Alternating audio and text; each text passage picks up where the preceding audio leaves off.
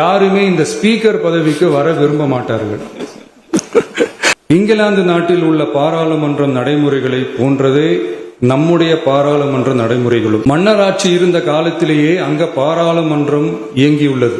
அக்காலத்தில் அனைத்து அதிகாரங்களையும் பெற்ற மன்னரும் இருந்தார், பாராளுமன்றமும் இயங்கியது.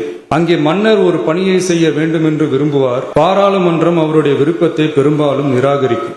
மன்னர் விரும்பிய காரியத்தை பாராளுமன்றம் நிராகரித்து விட்டது என்கிற செய்தியை மன்னருக்கு சொல்ல வேண்டியவர் பாராளுமன்ற தலைவர், ஸ்பீக்கர் என்பார்கள். சில பணிகளை செய்வதற்குத்தான் பாராளுமன்றத்தின் அனுமதி வேண்டுமே தவிர அந்த ராஜ்யத்தில் உள்ள எந்த பிரஜைக்கும் மரண தண்டனை விதிக்கும் அதிகாரம் மன்னருக்கு உண்டு. தான் விரும்பியதை பாராளுமன்றம் நிராகரித்து விட்டது என்று சொல்லும் ஸ்பீக்கருக்கு மரண தண்டனை விதிக்கும்படி ஆணையிடுவார்.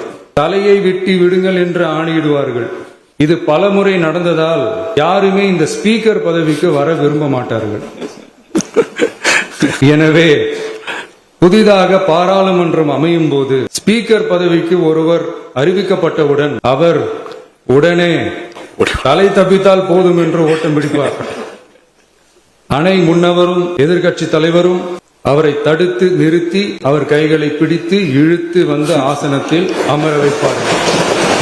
இதுதான் அந்த காலத்தில் இருந்து வந்த மரபு. ஜனநாயக முறை ஏற்பட்ட பிறகும் இம்மரபு தொடர்கிறது.